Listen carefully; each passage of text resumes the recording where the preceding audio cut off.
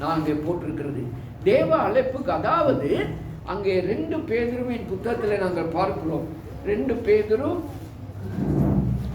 1வது அதிகாரம் 10வது வசனத்தில், 2 பேதுரு 1ஆம் அதிகாரம் 10வது வசனம்.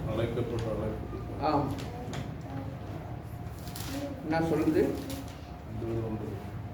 ஆகையால் சகோதரரே உங்கள் அழைப்பை தெரிந்து கொள்வதிலே உறுதியாக்கும்படி ஜாக்கிரதையாயிருங்கள். இவைகளை செய்தால் நீங்கள் ஒரு காலம் இடறி விழுவதில்லை.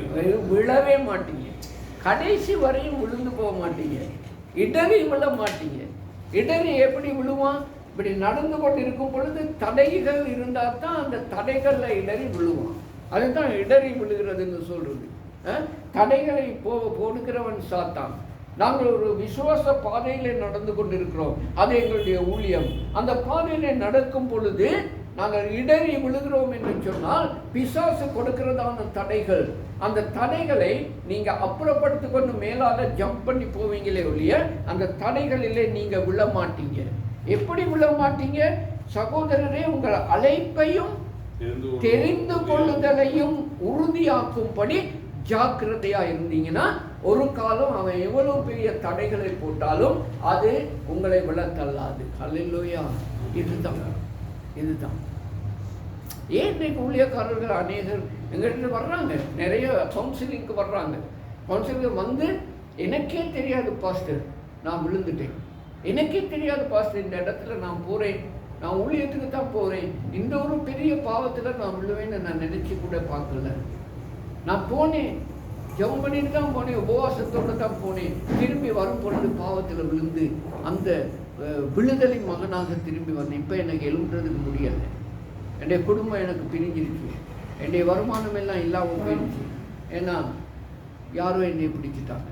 ஏன் இது நடந்துச்சு? வேதம் சொல்லுகிறது ஒரு காலம் நீ இடறி விழ மாட்ட. நீ உன்னுடைய ஊழிய அழைப்பை தெரிந்து கொள்ளுதலை நீ உறுதியாக உறுதிப்படுத்தினியா? தேவன் தான் என்னை அழைத்தார் அப்படிங்கிறதான உறுதி நம்மளுக்கு இருக்கா? அல்லது இன்றைக்கு அநேக மக்களை நான் சந்திக்கிறேன், அநேக ஊழியக்காரர்கள், நான் ஜெபம் பண்ணிக்கொண்டே இருக்கும் பொழுது அவர் தீர்க்க தரிசனம் பேசினார். அவர் தீர்க்க தரிசனம் பேசி சொன்னார், வாலிபனே தேவன் உன்னை அழைக்கிறார் அப்படின்னு. அவன் பெரிய தொழில் செய்கிறவன், அவன் எல்லாத்தையும் விட்டுட்டு வந்துட்டான். ஏன் தான் அந்த அவர் சொன்னார், அதனால வந்தது. அவர் சொன்னார் தீர்க்க தரிசனம், என்னை நீட்டி தான் சொன்னார், அதனால நான் விட்டுட்டு வந்தேன். இன்னைக்கு பிச்சைக்காரனாக ரோட்ல திரிகிறான். ஊழியமும் இல்லை, ஆத்மாவும் இல்லை, இருந்த வீடும் இல்லை, குடும்பமும் இல்லை, சல்லியும் இல்லை, உடுத்துறதுக்கும் இல்லை. ஏன்? அந்த அவர் சொன்னாரு, நான் சொன்னேன். இங்கே வேதம் என்ன சொல்லுகிறது? தேவன் உன்னை அழைத்தாரா? தேவன் உன்னை அழைத்தால் அதை நீ உறுதியாக தெரிந்து கொண்டாயா? உன்னைத்தான் தெரிந்து கொண்டார், உன்னைத்தான் அழைக்கிறார். அது கனவான ஊழியத்திற்கு நீ வா மகனே, நான் இருக்கேன் அப்படின்னு சொல்றதை நீ கேட்டியா? உன்னுடைய மனம் அதில் பேசிச்சா? உனக்கு நன்றாக தெரியுமா? உனக்கு உறுதியாக இந்த ஊழிய அழைப்பு இருக்கிறதா? அப்படின்னா பிசாசு எந்த தடைகளையும் போட்டாலும் அதுல நீ இடறி விழமாட்டாய். கடைசி வரை முடிவு பரியந்தம் நிலைத்து நிற்பவன் ரட்சிக்கப்படுவான். அல்லேலூயா. இதுதான் அந்த காரியம். அழைப்பை உறுதிப்படுத்திக் கொள்ளுங்கள். அதன் பின்பு என்ன நடக்கும்? முதலாவது, தேவ அழைப்புக்கு ஏற்ற விதமாக எங்களை மாற்றிக்கொள்ளும். தேவன் என்னை அழைத்துட்டார். நான் வந்து இருந்ததான நிலைமை வித்தியாசம். இந்த உலகத்துல எத்தனை பேர்களை கிளையன்ஸ் சந்திக்கலாம். அவர்களை சந்திக்கும் பொழுது, என்னுடைய பிஸ்னஸ் விஷயமாக சந்திக்கும் பொழுது நான் எப்படி உடுத்திக்கொண்டு எப்படி நான் போகலாம், எப்படி போயிட்டு இறங்கலாம், எப்படி பேசலாம். அவங்க ட்ரிங்க்ஸ் அடிக்கிறவங்களா இருந்துச்சுன்னா அவங்களோட 2 ட்ரிங்க்ஸ் அடிச்சுட்டு அதுக்கு பிறகு என்னுடைய பிஸ்னஸை நான் போடுறேன். அந்த நேரத்தில் அவனை சும்மாவே என்னுடைய கைக்குள்ள நான் பிடிக்கிறேன். அது என்னுடைய ட்ரிக்காக இருந்தது. நிறைய பிஸ்னஸ்களை நான் அந்த விதமாக நாங்கள் செய்தோம் ஹோட்டல்ஸில். ஆனால் இன்றைக்கு வேதம் சொல்கிறது, தேவ அழைப்புக்கு ஏற்ற விதமாக உன்னை நீ மாற்றிக்கொண்டாயா? அது எதில் மாற்றப்படுகிறது? உன்னுடைய சகல காரியங்களிலும் மாற்றப்படாவிட்டால் அந்த தேவ அழைப்புக்கு நீ அழைக்கப்படலைங்கிறது தான் அர்த்தமாக இருக்கிறது. வாங்க பாஸ்டர், குட் மார்னிங் தம்பி, வாங்க வாங்க வாங்க. ஆகவே தேவ அழைப்பு என்கிறதாக சொல்லும் பொழுது மிகவும் ஜாக்கிரதையாக இருக்க வேண்டியது அவசியமாக இருக்கிறது. இந்த தேவ அழைப்புக்கு ஏற்ற விதமாக என்னை மாற்றிக்கொள்ள வேண்டும் என்கிறதாக வேதம் சொல்லுகிறது. ஏன் தெரியுமா அந்த விதமாக நாங்கள் சொல்றோம்? யாத்ராகமம் 33:17 வசனத்திலே நாங்கள் வாசிக்கிறதான ஒரு காரியம் உண்டு. அந்த காரியத்தில் நான் சொல்லியிருக்கிறேன். அப்பொழுது கர்த்தர் மோசேயை நோக்கி, நீ சொன்ன இந்த வார்த்தையின் படியே செய்வேன், என் கண்களில் உனக்கு கிருபை கிடைத்தது, உன்னை பேர் சொல்லி அழைக்கிறார். Joe Vedamuthu, I want you to do my work அப்படின்னு சொல்லிட்டு அழைக்கிறார். அது என்னுடைய மனசுல தேவ ஆவியானவர் பேசுறார். உன்னை பேர் சொல்லி அழைத்திருக்கிறாரா? உறுதியாக இருக்கணும் தம்பி. இல்லாட்டி நாங்கள் ஊழியம் செய்கிறதுல ஒரு விதமான பிரயோஜனமும் இல்லாம போயிடும். உருவாக்குதல் அப்படின்னு சொல்லும் பொழுது, உருவாக்குதல் எங்களை பொறுத்தது, உருவாக்குதல் தேவனை பொறுத்தது. அது தலையங்கம் உருவாக்குதலும் உருவாக்குதலும். ஆகவே நான் என்னை அவர் என்னை அழைத்த நேரத்தில் நான் என்னை உருவாக்கி கொள்ள முடியாவிட்டால், நான் அதற்கு ஏற்ற விதமாக நான் உருவாக்காவிட்டால் அவராலே என்னை பாவிக்கிறதுக்கு முடியாது.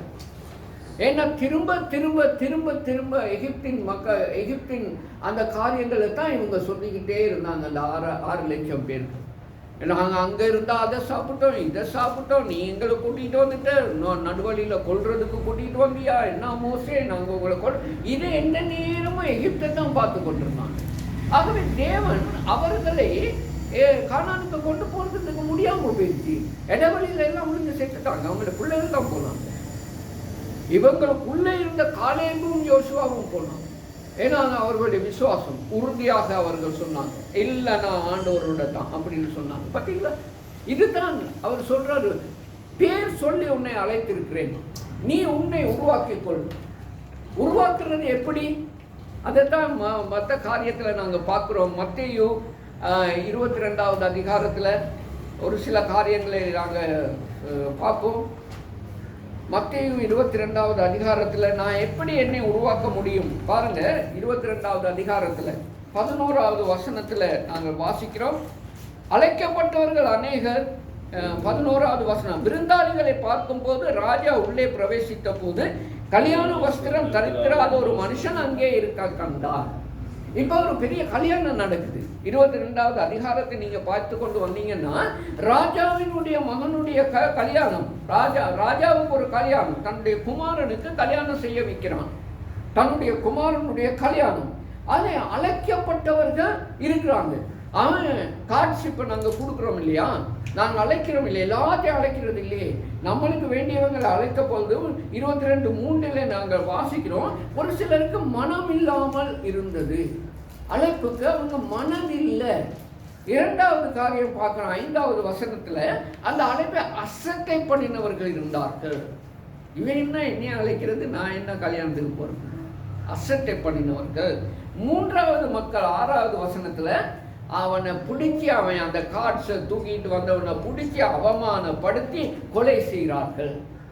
அப்போ அந்த அழைப்பை என்ன செய்யறாங்க, நிராகரிக்கிற ஒரு கூட்டம் உண்டு. இன்னைக்கு எத்தனையோ பேர்களை தேவன் அழைக்கிறார், எத்தனையோ வாலிபர்களை தேவன் அழைக்கிறார். நாங்கள் என்ன செய்கிறோம், மனம் இல்லாமல் இருக்கிறோம், அசட்டை பண்ணுகிறோம். மற்றது அந்த அழைப்பை கொண்டு வந்தவர்களை அவமானப்படுத்தி கொண்டிருக்கிறோம். நான் இந்த விதமாக நான் ஜீவிக்கிறேன். எத்தனை ஊழியக்காரர்களை நான் தாங்குறேன் தெரியுமா? இவன் என்னையே கேட்குறான். நான் அவனை பிச்சைக்காரனா இருக்கவா சொல்கிறான். அவனுக்கே நான் உதவி செய்கிறவன், அந்த நிலைமையில் நான் இருக்கேன். என்னைய ஊழியத்துக்கு இவன் யாரை அழைக்கிறது அப்படின்னு சொல்லிட்டு அந்த ஊழியக்காரர்களை கூட அசட்டை பண்ணி கொண்டு இருக்கிறோம். ஆனால் எப்படியோ ஒருத்தன் அந்த கல்யாண வீட்டுக்குள்ள நுழைஞ்சிட்டான். அவன் எப்படி வந்தான் யாருக்கும் தெரியாது. அவர் ராஜா தன்னுடைய மகனுடைய கல்யாணம் அல்லவா, அவன் பார்க்கறதுக்கு உள்ளாலே போயிட்டு எல்லாத்தையும் கிரீட் பண்ணிக்கிட்டு போகும் பொழுது 11 ஒருத்தன் உட்கார்ந்துக்கிட்டு இருக்கான். ஆனால் கல்யாண வஸ்திரம் இல்லை. ஒரு கல்யாண வீட்டுக்கு ஒரு பெரிய ராஜாவினுடைய ஜனாதிபதி, அவருக்கு தான் மக இல்லையே, சரி வேற யாரு, ஒரு பிரதம மந்திரிட மகனுடைய கல்யாணம், என்னையும் அழைச்சிருக்காங்க. நான் இப்படி போனேன்னா எப்படி செக்யூரிட்டி கார்டு உள்ளுக்கு ஒரு விடுவானோ? சரி, நான் ஐடென்டி கார்டை காட்டி நான் ஒரு ஃபாதர் அப்படி இப்படின்னு சொல்லிட்டு உள்ளுக்கு போனாலும் அந்த இடத்துல நான் எப்படி இருப்பேன்? கல்யாணம் வீடுனா கல்யாணம் வீடு மாதிரி நான் போகணும். சரியா? இவன் என்கிட்ட கேட்குறாரு, சின்னகிதனே, அதுவும் அவர் கேட்குறாரு பாருங்க, சின்னகிதனே நீ கல்யாண வஸ்திரம் இல்லாதவனாக நீ எப்படி இங்கே வந்த? அதற்காகவே பேசாமல் இருக்கணும். உடனடியாக ராஜாவுக்கு போயிட்டு சொல்கிறான், அவனை போயிட்டு அழுகையும் பட்கடி கையும் காலும் கட்டுங்க, கட்டிட்டு அழுகையும் பட்கடிப்பும் உள்ள இடத்துல போடுங்கள். என அழைக்கப்பட்டவர்கள் அநேகர், என்னால் தெரிந்து கொள்ளப்பட்டவர்களோ சிலர் உள்ளால ஊழியத்திற்கு வந்திருக்கிறாங்க. பல காரியங்கள் பலர் வந்திருக்காங்க. அவங்க ஊழியக்காரர்களாக இல்லை, ஊழியக்காரர்களுடைய குழாமில்